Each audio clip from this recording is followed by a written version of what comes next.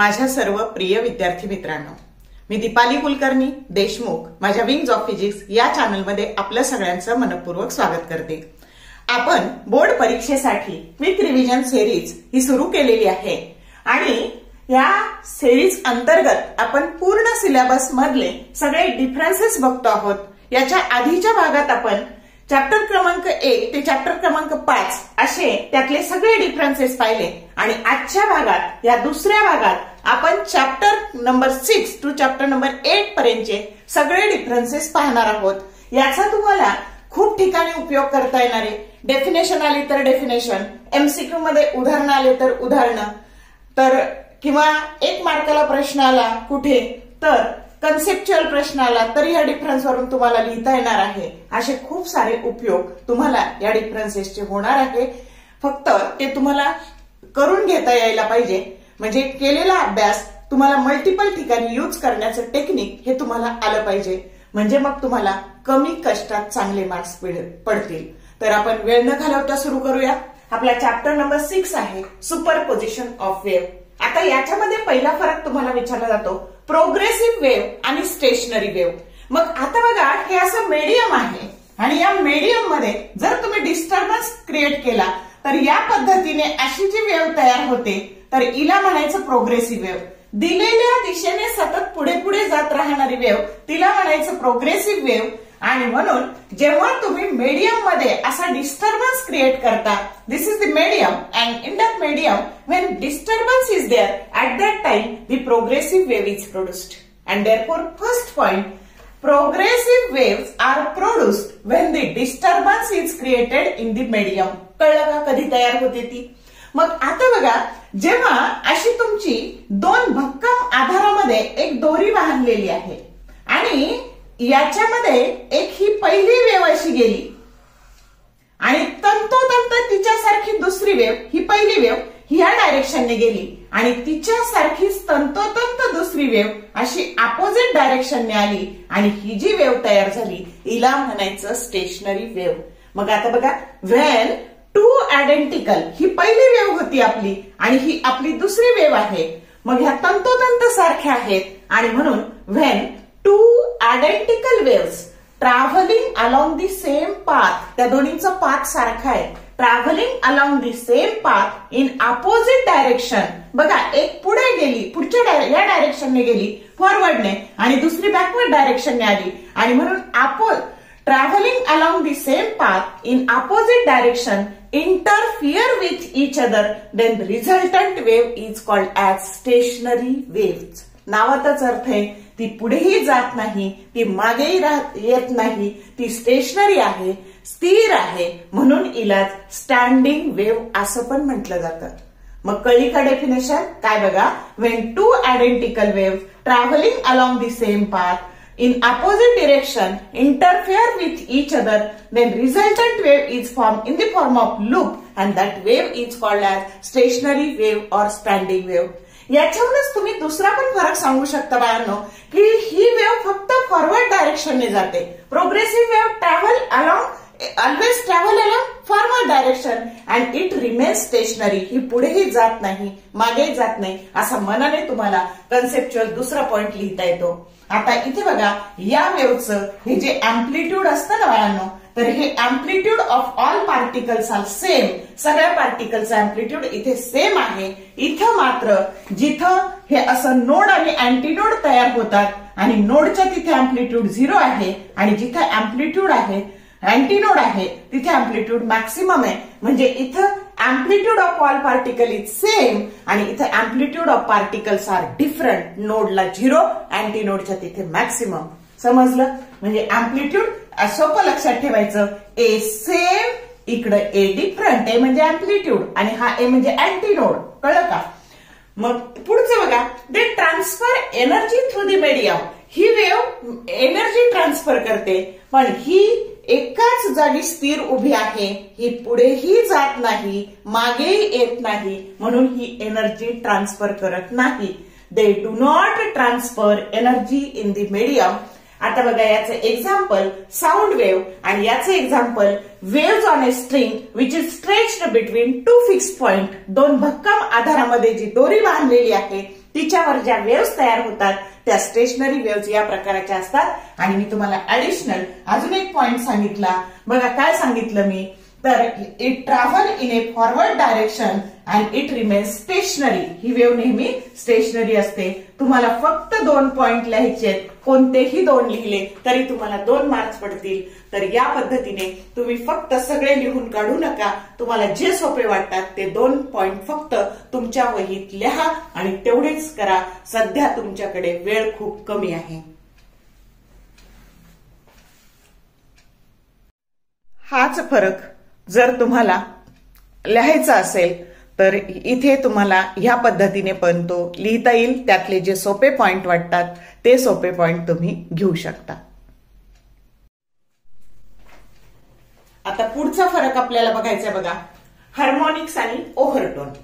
मग आता हा फरक पाहण्यापूर्वी मी तुम्हाला एक कन्सेप्ट सांगते. आपल्याकडे एक बासरी आहे आणि ही फ्लूट म्हणतो आपण त्याला. तर ही जी बासरी आहे तर ही याच्यामध्ये एअर कॉलम्स आहेत आणि हे एअर कॉलम्स वेगवेगळ्या फ्रिक्वेन्सीने व्हायब्रेट होत असतात. मग ह्या एअर कॉलमची सगळ्यात छोटी फ्रिक्वेन्सी ही 40 हर्ट्झ आहे असं आपण गृहीत धरलं. तर ही जी त्याची सगळ्यात लोएस्ट फ्रिक्वेन्सी आहे ना, तर ही लोएस्ट फ्रिक्वेन्सी म्हणजे हार्मोनिक्स असतं. आलं का लक्षात? मग आता बघा, the lowest allowed natural frequency of vibration, आणि त्यालाच त्या नॅचरल फ्रिक्वेन्सी ऑफ व्हायब्रेशनला फंडामेंटल फ्रिक्वेन्सी असं म्हणायचं. कळतंय का? मग आता बघा, the lowest allowed natural frequency of vibration fundamental of a string or a air column. हे दोरीवर पण असणार आहे. अशी दोरी जर व्हायब्रेट होत असेल तर तिची लोएस्ट फ्रिक्वेन्सी किंवा हा पाईप आहे त्याच्यामधल्या एअर कॉलमची लोएस्ट फ्रिक्वेन्सी तिला म्हणायचं हार्मोनिक्स. आणि ऑल इट्स इंटिग्रल मल्टिपल, त्याचे इंटिग्रल मल्टिपल, मग n त्याच्या पुढचं येणार 2n, 3n, 4n, 5n. मग ही जर 40 असेल, n 40 असेल तर 2n झालं 80, त्याच्यानंतर 3n झालं 120, 4n झालं 160, 5n झालं 200. म्हणजे हे सगळे काय आहे तर हे आहे फंडामेंटल फ्रिक्वेन्सी, हे किंवा फर्स्ट हार्मोनिक, हे सेकंड हार्मोनिक, हे थर्ड हार्मोनिक, हे फोर्थ हार्मोनिक, हे फिफ्थ हार्मोनिक. कळतंय का? आणि म्हणून मग आता बघा, and all its integral multiple are called as harmonics. याला हार्मोनिक्स असं म्हणायचं. आणि याची ही फ्रिक्वेन्सी सोडून पुढचे म्हणजे नॅचरल फ्रिक्वेन्सी सोडून द्यायची आणि त्याच्यापेक्षा नेक्स्ट हायर फ्रिक्वेन्सी, मग त्याला म्हणायचं ओव्हरटोन. मग आता हा सेकंड हार्मोनिक, हा फर्स्ट ओव्हरटोन आहे, हा फर्स्ट ओव्हरटोन, हा सेकंड ओव्हरटोन, हा थर्ड ओव्हरटोन, हा फोर्थ ओव्हरटोन. म्हणजे या पद्धतीने त्याला म्हणायचं ओव्हरटोन. आणि म्हणून the term overtone is used to represent higher frequencies. The first frequency higher than fundamental frequency. बघा ही फ्रिक्वेन्सी पण ही फंडामेंटल पेक्षा मोठी, आणि म्हणून the first frequency higher than the fundamental frequency is called. बघा हा फर्स्ट ओव्हरटोन आहे. त्याच्यानंतर next frequency higher is second ओव्हरटोन.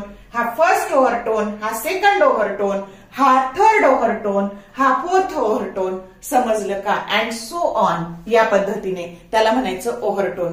आता बघा, जेव्हा तुमचा असा पाईप आहे, हा एका बाजूला क्लोज्ड असेल असा, तर याच्यामधल्या एअर कॉलमची फ्रिक्वेन्सी तर ती अनुक्रमे असते n, 3n, 5n. Odd harmonics असतात. आणि जर तोच पाईप असा दोन्ही बाजूला ओपन असेल तर त्याच्यामध्ये मात्र ऑल हार्मोनिक्स म्हणजे n, 2n, 3n, so on असं प्रेझेंट असतं.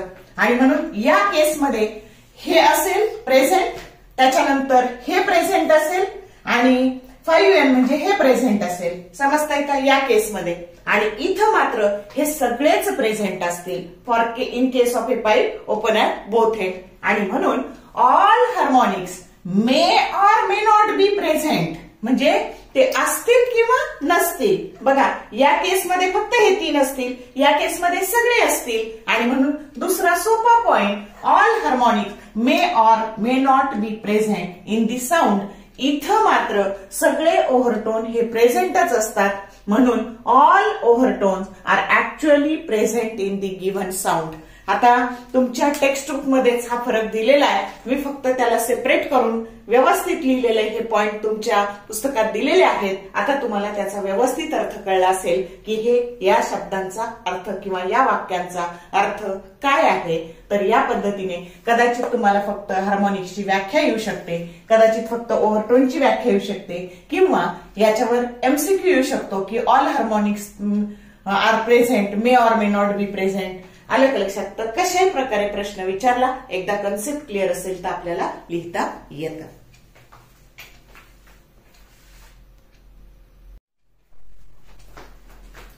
आता पुढचा फरक आपल्याला बघायचा आहे बघा, फ्री व्हायब्रेशन्स आणि फोर्स्ड व्हायब्रेशन्स.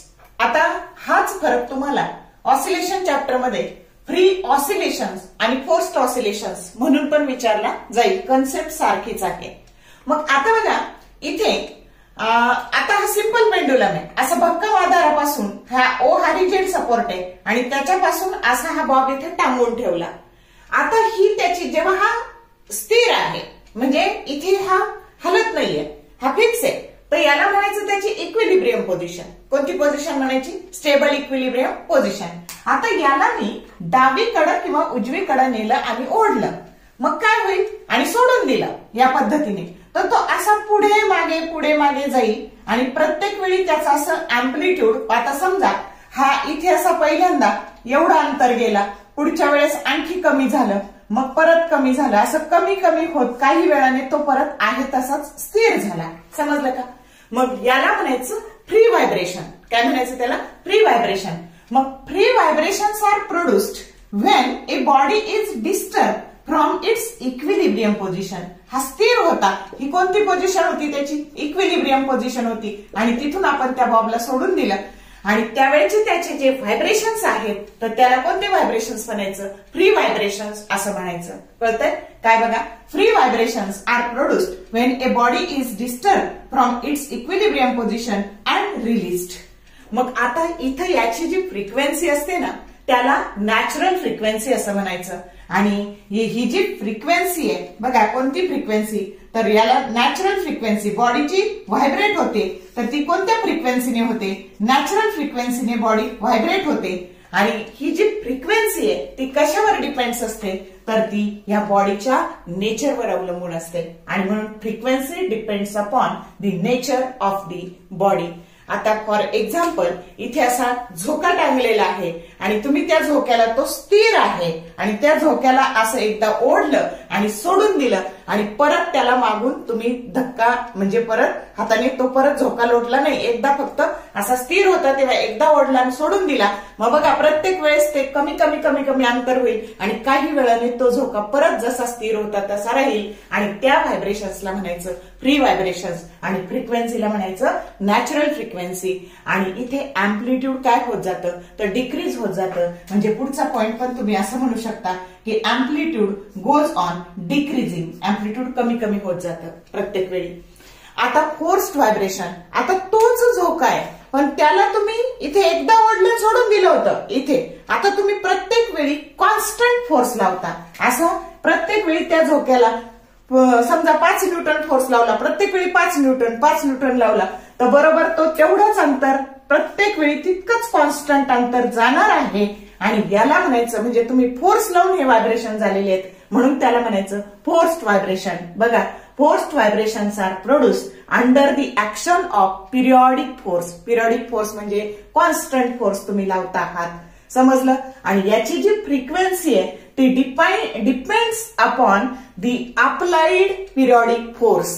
म्हणजे ही ज्याची जी फ्रिक्वेन्सी ही बॉडीच्या नेचरवर अवलंबून होती आणि ह्या व्हायब्रेशनची जी फ्रिक्वेन्सी आहे ती डिपेंड्स ऑन तुम्ही किती अप्लाइड पिरियॉडिक फोर्स अप्लाय केला त्याच्यावर ती फ्रिक्वेन्सी डिपेंड असणार आहे. आता इथे अँप्लिट्यूड हे कॉन्स्टंट राहतं आणि यातल्या फ्रिक्वेन्सीला ड्रायव्हिंग फ्रिक्वेन्सी असं म्हणतात. आणि इथे चौथा पॉइंट अँप्लिट्यूड हे कॉन्स्टंट राहतं. समजलं का? आणि फ्रिक्वेन्सी कोणती असते? Driving frequency.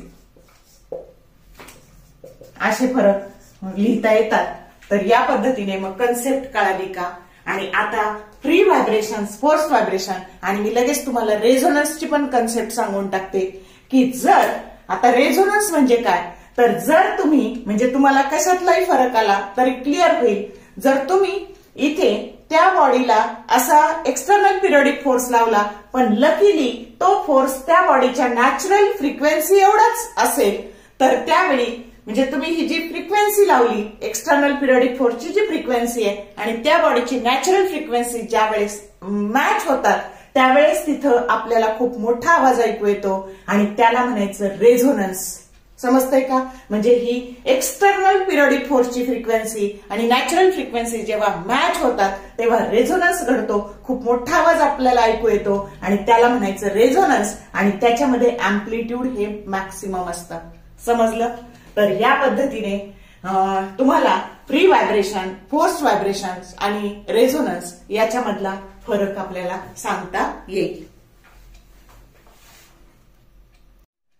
आता हाच जर फरक आपल्याला लिहायचा झाला तर ह्या पॉइंटमध्ये असा आपल्याला लिहिता येतो. तर बघा, तुम्हाला जर लिहून घ्यायचं असेल तर तुम्ही लिहून घेऊ शकता. आता हाच जर फरक आपल्याला लिहायचा झाला तर ह्या पॉइंटमध्ये असा आपल्याला लिहिता येतो. तर बघा, तुम्हाला जर लिहून घ्यायचं असेल तर तुम्ही लिहून घेऊ शकता. आता 7वा चॅप्टर आहे बघा, वेव्ह ऑप्टिक्स आणि त्याच्यामधला डिफरन्स आहे इंटरफरन्स आणि डिफ्रॅक्शन. याच्यामधला डिफरन्स आपल्याला बघायचा आहे. आता इंटरफरन्स काय असतं तर समजा हा सोर्स आहे आणि तो 2 सोर्सेसवर जर पडला तर त्याच्यापासून निघणाऱ्या वेव्हचं जेव्हा सुपरपोजिशन होतं. आता सुपरपोजिशन होतं म्हणजे काय होतं तर आपण असं पाहिलं की या पद्धतीने हा S1 सोर्स आणि हा S2 सोर्स तर असे क्रेस्ट आणि ट्रफ हे एकात येऊन काय तयार होतो, इंटरफरन्स पॅटर्न तयार होतो. आणि तो जर आपण स्क्रीनवर पाहिला तर इथं सेंट्रल ब्राईट बँड, मग डार्क बँड, बघा bright band, dark band, bright band, dark band असे इक्वली स्पेस्ड आपल्याला बघायला मिळतात आणि यालाच आपण काय म्हणतो इंटरफरन्स असं म्हणतो. मग आता हेच मी इथं आडवं काढलंय की central bright band, dark band, dark band. मग 2 ब्राईट बँड आणि 2 डार्क बँड मध्ये अंतर हे सारखं असतं म्हणजे हे ब्राईट बँड आणि डार्क बँड हे असे इक्वली स्पेस्ड असतात, सारख्या सारख्या अंतरावर असतात. मग आता interference is due to superposition of waves from different wave front. आता या 2 डिफरंट वेव्ह फ्रंट पासून आलेल्या ज्या 2 वेव्ह फ्रंटचं जे काही आहे तर त्याचं इंटरफरन्स हा त्याच्यामुळे त्याचं सुपरपोजिशन झाल्यामुळे जे तयार होतं त्याला आपण काय म्हणतो इंटरफरन्स असं म्हणतो. आणि डिफ्रॅक्शन, आता हा एकच सोर्स आहे आणि या सोर्स मध्ये जर तुम्ही असं ऑब्स्टॅकल आणलं तर या पद्धतीने असे 2 वेगवेगळे पॉइंट तयार होतात. म्हणजे एकाच सोर्सच्या वेगवेगळ्या भागातून वेव्ह आल्यात आणि तिथे तुम्हाला हा जो पॅटर्न पाहायला मिळाला म्हणजे bending of light around the obstacle that is called as diffraction. त्याला आपण काय म्हणतो डिफ्रॅक्शन असं म्हणतो. आणि हा पॅटर्न आपल्याला असा पाहायला मिळतो बघा. तर सेंट्रल मग ह्या पद्धतीने हे असं आपल्याला तिथे पाहायला मिळतो. कळलं का? हा डिफ्रॅक्शन पॅटर्न आणि हा इंटरफरन्स पॅटर्न. मग आता diffraction is due to many waves coming from different parts of the same wave front. इथे एकच वेव्ह फ्रंट आहे, इथं मात्र 2 वेव्ह फ्रंट आहे. कळलं का मग फरक इंटरफरन्स आणि डिफ्रॅक्शन मधला? मग आता बघा, all bright fringes are of equal intensity. ह्याच्या सगळ्या ब्राईट फ्रिंजेस आहे यांची इंटेन्सिटी इक्वल असते. इथं मात्र काय बघा तर ह्या सेंट्रलची सगळ्यात जास्त, जसं अंतर तुमचं वाढत जाईल तशी ब्राईट बँडची इंटेन्सिटी कमी कमी होत जाते. बघा, intensity decreases with the order of bright band. समजतंय? आता इथं जर हे दोन्ही, ही पहिली वेव्ह आणि ही दुसरी अशी जर आउट ऑफ फेज मधली असली ह्या पद्धतीने आणि यांचं जेव्हा तुम्ही एकत्र येतील तर यांची इंटेन्सिटी काय होती तर ती 0 होती. म्हणून मिनिमम इंटेन्सिटी मे बी 0, पण इथं मात्र मिनिमम इंटेन्सिटी कधीच 0 असत नाही. तर या पद्धतीने हा तीन मधले कुठलेही 2 फरक तुम्ही लिहू शकतात जे तुम्हाला सोपे वाटतील ते. तर हा झाला फरक इंटरफरन्स आणि डिफ्रॅक्शन मधला. आता पुढचा फरक आहे बघा, फ्रॉनहोफर डिफ्रॅक्शन आणि फ्रेस्नेल डिफ्रॅक्शन. मग आता खूप मुलं हा फरक न समजता पाठ करतात आणि त्याच्यामुळे कन्फ्युजन होतं. तर तसं नाही करायचं बाळांनो. तर इथं काय करायचं, एक शब्द लक्षात ठेवायचा. इथं ए आहे आणि एव्ही, ऍव्हरेज शब्दाचा एव्ही, आणि इथे ई आहे EF असं लक्षात ठेवायचं आणि त्याच्यावर पुढे फरक डिस्क्राईब करायचा. आता काय बघा, तर इथे जे काही आहे ना तुमचं सोर्स आणि स्क्रीन याच्यातलं अंतर हे खूप जास्त असतं, व्हेरी लार्ज. व्ही म्हणजे व्हेरी लार्ज, अगदी इन्फिनिटी पर्यंत पण असतं. आणि म्हणून in Fraunhofer diffraction the distance between source and screen is very large or infinity. आता इथे हे व्हेरी लार्ज हे फायनाईट म्हणजे स्मॉल, आलं का लक्षात. मग फ्रेस्नेल मध्ये ई आहे आणि म्हणून in Fresnel diffraction the distance between source and screen is small किंवा फायनाईट, मोजता येण्यासारखं, फायनाईट. कळलं, ही झाली डेफिनेशन. आता बघा, जेव्हा तुमचा सोर्स आणि स्क्रीन खूप लांब अंतरावर असतो ना तर त्यावेळेस वेव्ह फ्रंट हा प्लेन वेव्ह फ्रंट असतो. बघा, सूर्य आपल्यापासून खूप लांब आहे आणि पॉइंट सोर्स असा खूप लांब अंतरावर असतो तर त्याच्यापासून येणार जे रेज असतात आपल्यापर्यंत तर ते प्लेन असतात आणि म्हणून प्लेन वेव्ह फ्रंट असतो. मग इथं पण तसंच आहे ना, सोर्स आणि स्क्रीन खूप लांब अंतरावर आहे म्हणून incident wave front is a plane wave front. आता हे फायनाईट असलं ना तर कोणता वेव्ह फ्रंट असतो, सिलेंड्रिकल किंवा स्पेरिकल. मग incident wave front is cylindrical or spherical wave front. समजलं.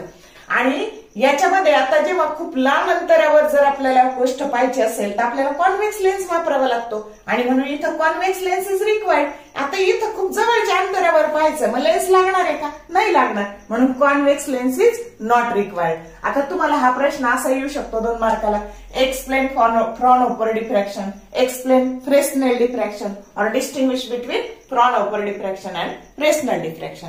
समजलं का.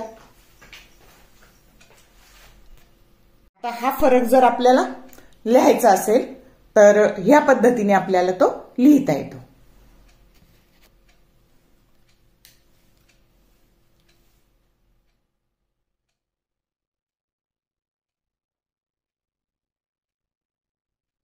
आता पुढचा चॅप्टर आहे बघा, इलेक्ट्रोस्टॅटिक्स.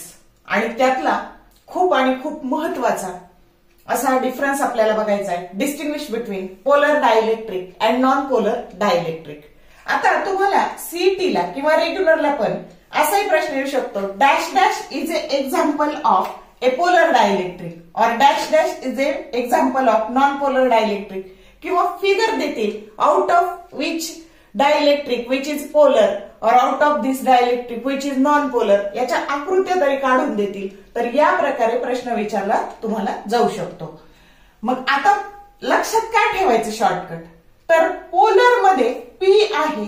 मग आता एसपी, आता पी म्हणजे काय, तर इलेक्ट्रिक फील्डच्या बाबतीत पी म्हणजे असते इलेक्ट्रिक डायपोल मोमेंट.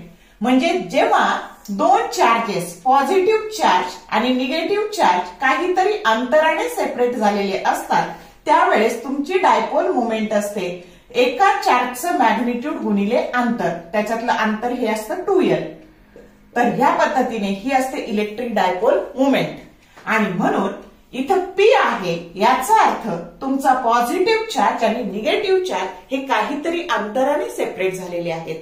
आणि म्हणून पोलर डायइलेक्ट्रिकची डेफिनेशन काय करायची, a dielectric in which the centre of mass, centre नाही, center of mass of a positive charge and center of mass of a negative charge, they are separated by some finite distance, and that dielectric or that molecule is called as polar dielectric.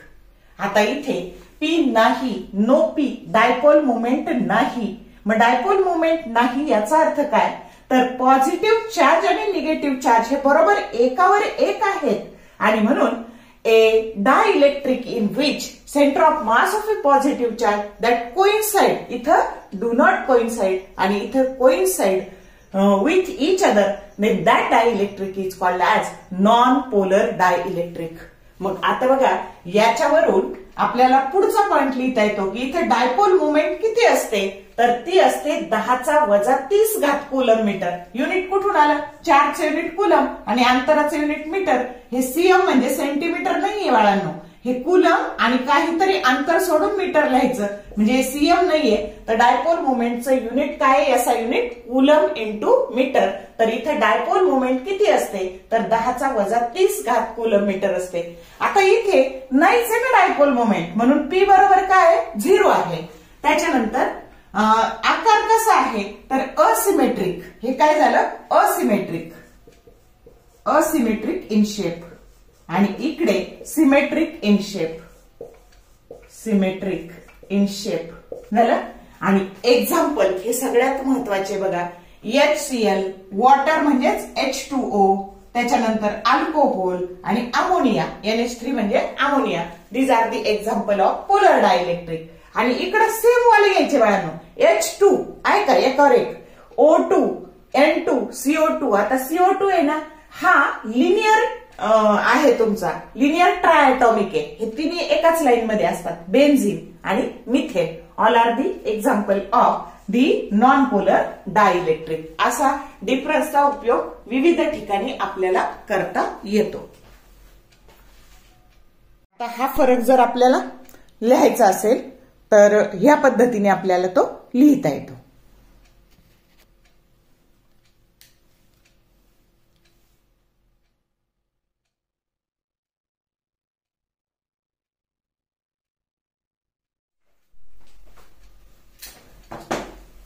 आता पुढचा फरक आहे बघा इलेक्ट्रोस्टॅटिक्सचा. Electric field intensity आणि electric potential याच्यामधला difference. मग electric field इंटेन्सिटीचा formula काय असतो तर फोर्स पर युनिट चार्ज. किंवा प्रॅक्टिकल पर्पज साठी आपण काय वापरतो ती V/d. आणि म्हणून इफ दिसतंय का याच्या डोक्यावर मी बार लिहिलाय म्हणजे इलेक्ट्रिक फील्ड इंटेन्सिटी ही कशी क्वांटिटी आहे वेक्टर क्वांटिटी. कशी क्वांटिटी आहे वेक्टर क्वांटिटी आहे. आणि इकडे बघा electric potential work done per unit charge किंवा potential energy per unit charge. आणि म्हणून ही कशी क्वांटिटी आहे स्केलर क्वांटिटी आहे. इथं मी बार लिहिलाय त्याच्या डोक्यावर नाही. Electric potential is a scalar quantity आणि electric field intensity is a vector quantity. आता फॉर्म्युल्यावरून त्याचं युनिट लिहायचं. आता फॉर्म्युल्याचा पण पॉइंट तुम्ही लिहू शकता दुसरा. आणि तिसरा SI युनिट. फोर्सचं युनिट न्यूटन. चार्जचं युनिट कुलम. इथं पोटेन्शियलचं व्होल्ट आणि डिस्टन्सचं मीटर म्हणजे न्यूटन पर कुलम और व्होल्ट पर मीटर. आणि इकडे वर्क डनचं जूल आणि याचं कुलम आणि जूल पर कुलम म्हणजेच काय असतं व्होल्ट. तर हे त्याचे दोन SI युनिट आहेत. या पद्धतीने आपण त्याला लिहू शकतो. हा डिफरन्स लिहू शकतो. आता हा फरक जर आपल्याला लिहायचा असेल तर ह्या पद्धतीने आपल्याला तो लिहिता येतो.